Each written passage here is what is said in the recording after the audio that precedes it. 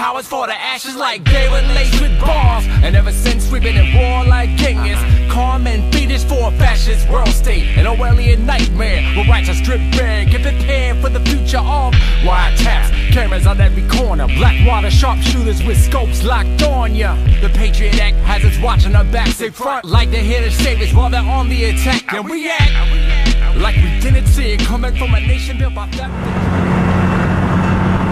Since the return of the stay on the moon, she listens like Taylor, she talks like you.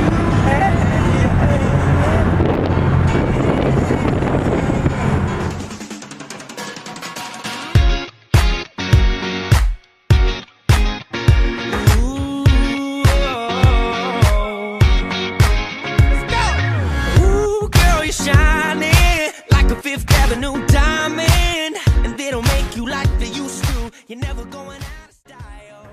Ooh, pretty baby. This is me.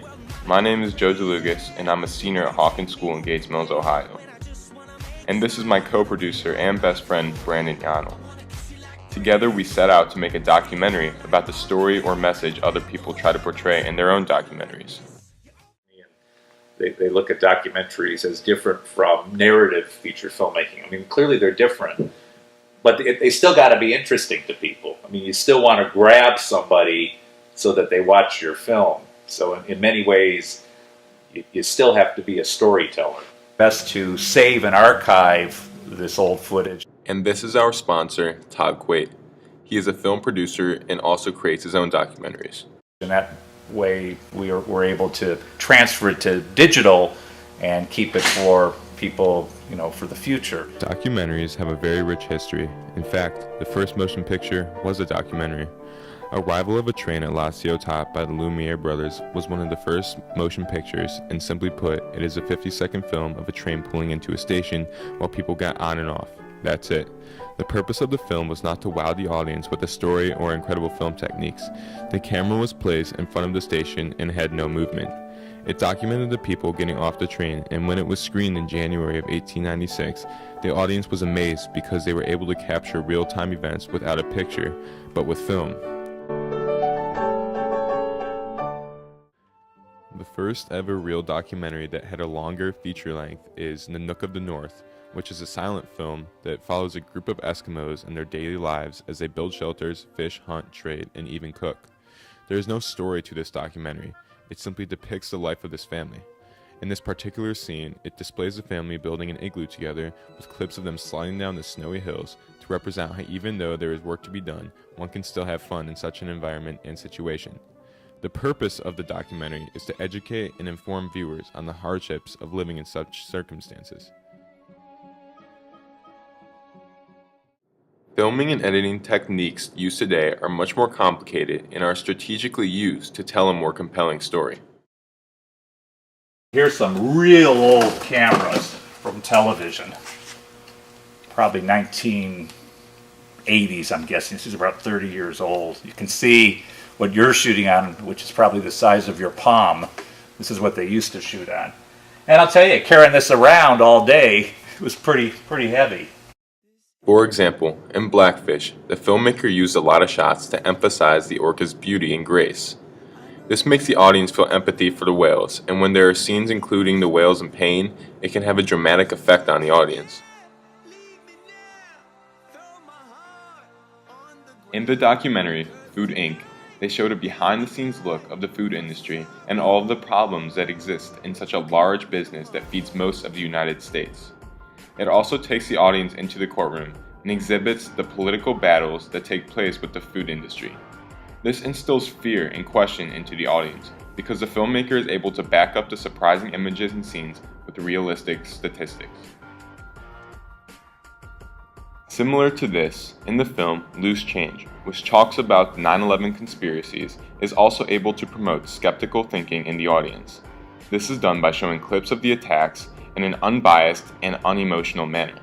Similar to Food Inc., the film also includes a political side, taking both an eyewitness and outsider view of the situation as a whole.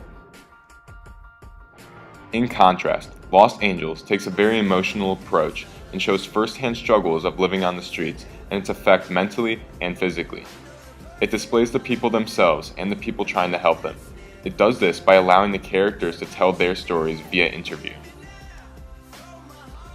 Finally, in the film Dear Zachary, it takes the audience on a chronological journey that is sensitive and personal. It is a hard film to explain because it is based entirely off of Zachary's dead father, Andrew Bagby. It brings the audience through his life and how great of a person he was, which makes the audience love Andrew themselves. However, this effect on the audience is what makes the film so compelling. You really want to demonstrate things. You want to capture real-life moments. It's part of documentary filmmaking. The modern generation is subject to many different alternative ways of watching documentaries, and that is why they are becoming so popular. There are companies such as Netflix, Hulu, and YouTube. These corporations are huge and don't cost a lot of money for people to have full access to a plethora of movies. With such easy access to the movies from the internet sources, people can watch them anywhere with their computers and mobile devices. As more and more people become interested in documentaries, there are ever-expanding genres being introduced. There are a few main types of documentaries that almost all fall into.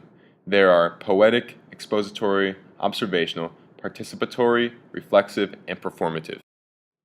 Poetic documentaries are the first to make an appearance because in the early filmmaking period, there was no sound. With this being said, the documentarian had to get their message across without a voiceover, but rather through actions, music, or juxtapositions. It also has the audience find their own conclusions, and in other words, leaves the film up to interpretation.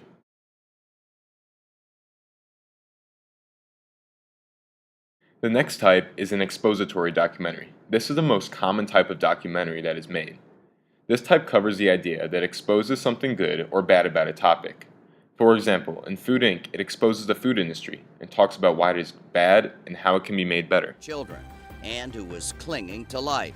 Cops say the man who shot her was her ex-boyfriend, Reynard Cook.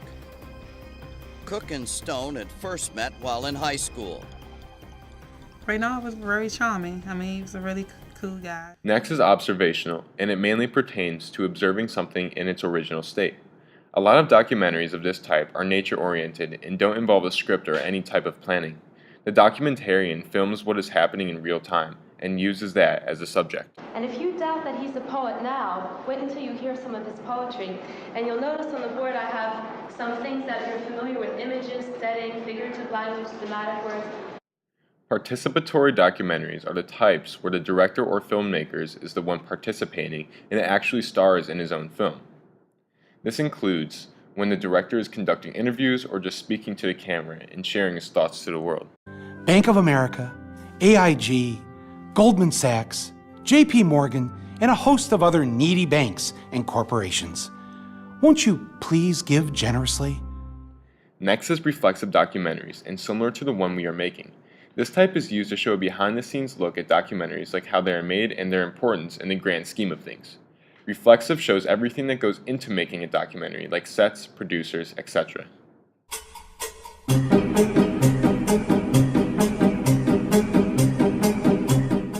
Finally, performative documentaries are the types of films that can be perceived in many different ways and are mainly tied to one person or one event. With this being said, they tend to be more subjective. You saw these numbers, right? These numbers are outrageous. Unfortunately, you caused some major harm to your heart, your liver, your blood. You're gonna die. You'll die. I want more. Documentaries are becoming more and more relevant today because of improving technology, with the use of Netflix, Hulu, and YouTube being the main contributors. Technology has also been improved in the making of documentaries with the addition of better filming techniques, sound quality, producing, and editing. What is so amazing about documentaries is that they entertain while educating the audience. There are some that will make you laugh, cry, frustrate you, and some that you may even hate. However, there are documentaries that suit everyone, and there seems to be an endless amount for people to watch. With this being said, Brandon and I learned so much from making one ourselves. Brandon and I spent a lot of time researching, filming, and editing. For researching, we looked up all different types of genres, and then we watched those documentaries and looked for differences and similarities. We spent a lot of time editing, and it was a difficult process, but it built a lot of camaraderie between Brandon and I. Lastly, I'd just like to say thank you guys for watching our documentary, and have a fantastic summer.